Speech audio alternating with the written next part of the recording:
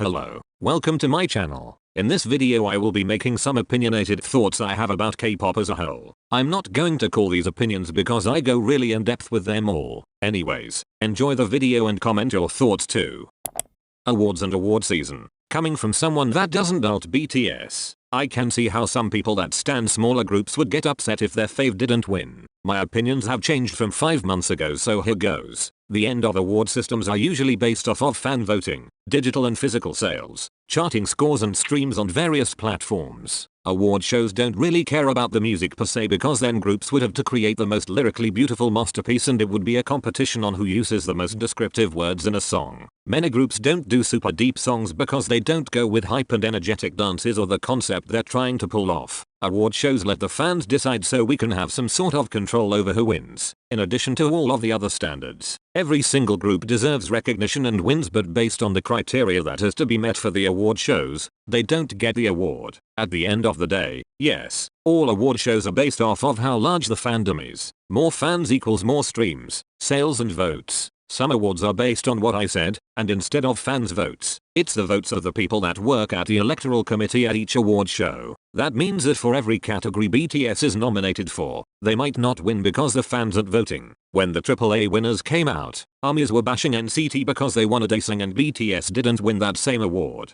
Unless there was some sort of miscalculation with votes or numbers or something was rigged, then NCT deserved the award. They just might have been picked on other standards. Every group deserves something, and if another group wins an award, be happy for their achievements, and if mathematically they didn't deserve it, post about it on Twitter, Instagram or whatever and wait until the award show gives an official statement. If none of that happens, the group wins the award fair and square. This statement goes for most popular and less popular groups. If they won fairly, then they deserve the award. If they didn't win, I'm pretty sure they still deserve it, but you must understand that streaming and voting is important even if you know that your fave group isn't going to win. Every vote and stream counts, so even if they don't win, you can get them at least on the nominee list. In conclusion, vote, stream and buy albums if you want your group to win. But not all people have the time or money, so it's okay. Just don't hate on others. Smaller fandoms and fame. There are a bunch of groups who I wish had larger fan bases because that way there are more fans and more people that know a specific band or artist. As much as I love knowing that there is a high chance of finding someone that likes the same group as I do, because they have a larger fan base, I also acknowledge the downside of having a larger group of people that like the same artist. More toxic stans can enter the fandom. Many more fan wars can be created. More locals pay attention to this group and start hating, etc. I would love it if the groups that are not as widely recognized to have more fans because all of them deserve more. But the smaller fandoms can also mean safer fandoms. I love smaller fandoms and I understand the people that love them too, because I feel like all of us are closer and we can still have that love for our favorite groups. I just wish that there was a way to have a big fan base but everyone just appreciates the artists and there are no toxic fans. The same thing also goes for fame. Having less fame, people don't know you as much, which means not as many people asking for your picture, less crowding in airports and less people trying to do weird things like stalking you. Having less people recognize you means that you have a somewhat more normal life than people that are super famous. Fame has its ups and downs, but sometimes I really wish that celebrities can be treated as normal people that can sometimes just leave their houses without anyone bothering them, lol, but that's also impossible. So underrated and deserving. This isn't really a thought, it's more of a question. Which groups are counted as not underrated? What qualifications are made to judge if a group is underrated or not? I feel like the groups from the big 3 plus big hit have saved themselves from being called underrated. I'm sure you guys mean the biggest groups based on fandom size. So just out of curiosity, leave the groups you think are underrated in the comments. It's because I have seen some videos where people say that an artist from a group is underrated / underappreciated when they're from the top groups at the moment. That word is used way too much and it doesn't mean anything anymore. Yes, every group does deserve what they have and most likely more for how hard they have worked, but we really can't measure how much they deserve. Underrated is something that has not received the merit, recognition or praise it deserves. When we say that something is underrated, we are basing it off of the person / group's talent or fandom. Then again, we don't have a way to measure talent. Yes, we can say that one dancer is better than another because of their skills, but how do we compare 2 or 3 main dancers from different groups? It's really not a measuring system because it's all personal preference. Although I think we can all agree on a number of the best main dancers, the best is a far more complicated conversation.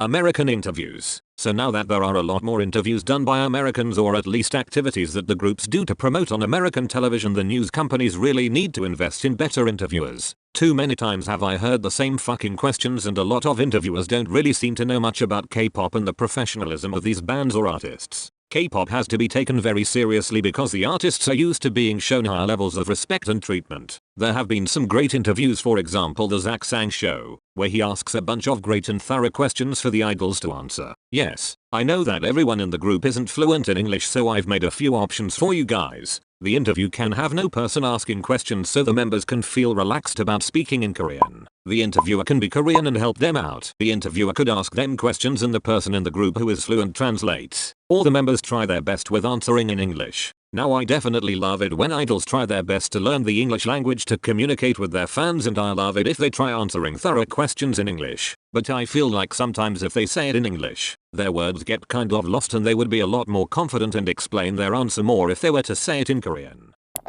Idols and their future life. So as we know, K-pop idols are in the music industry and some have been in it for a very long time. I started to think about how adorable it would be for idols to actually have kids and to take care of them. Then I realized, these idols will not be left alone. Idols are humans, and by being so busy all the time, they might start their love lives later than most. They debut, stay active for a few years, enlist, come back to the music industry either as a soloist or in their groups again, and stay active for who knows how much longer. Many Korean actors who are known as well are married or even have kids are still in the spotlight. I really hope that whoever the idols meet, they love forever and they cherish them for as long as they can. We are so connected to these people that we may feel like we need to know everything about them, but we must remember that their private life is theirs. If they ever have kids, I will support them no matter what, and I would love to know how their child is and how the idol is doing as a parent, because I care about them, not because I want to ruin their lives. But again, if we think about it, their life is theirs and we shouldn't be a part of it. If the idol wants to share about their relationship, then I would be more than happy to know about it. K-pop companies are indecisive. Now that K-pop has become more popular in Western countries, I'm sure many companies have started to make their groups appeal more to the Western audience by changing up the music style, making English versions of songs, or just letting their groups go onto Western, mostly American, television. Entertainment companies have started to project their idols into the Western market more before caring about creating a stable fan base in their home country. There have been many opinions floating around about how the companies really only care about their national fans and the common sense used in Korea for things such as cultural appropriation. Many people from other countries have called out things that idols have said or from music videos to show their discontent. They speculate that the companies only care about what would appeal to their national supporters, whether that's apologizing or not. But the companies have started to put their idols into the American market first, so something has to change. To appeal to their Korean fans, the companies most likely forbid apologizing about things affecting other countries or speaking out about other problems in the world. But to appeal to their Western fans, the ignorance has to be left behind, because there have been multiple occasions where people from different groups have been affected by something in K-pop. These companies have to decide who they are going to put first and how they will adapt for that target audience, because they can't be a two-faced company.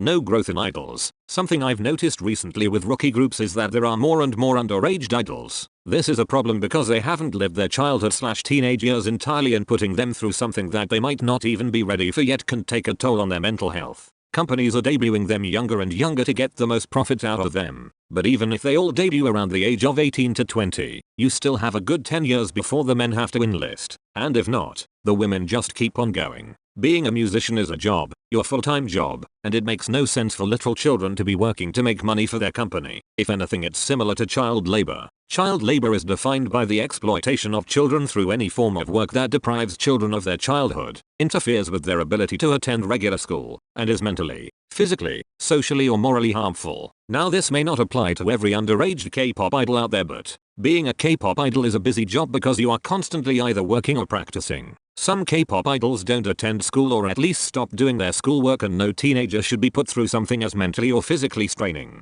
SOPA is a very well-known school for liberal arts in South Korea, and while they do teach students skills for the entertainment industry, they are also taught things that a normal student would learn. I'm sure the younger idols have such a passion that they auditioned for the company and got in earlier, and they must be so eager to debut. But having people that are still going through puberty and finding an identity for themselves is unacceptable. It also leads to sexualizing underage idols. There are a few extremely young members in Treasure and they look the same age as someone that's 20. For example, I wouldn't be able to tell that they are 15 years old and it's bad. Idols are also debuting each time with a more quote unquote mature concept, and by the same I just stick to that concept and not have any growth music wise because their debut worked so well for them.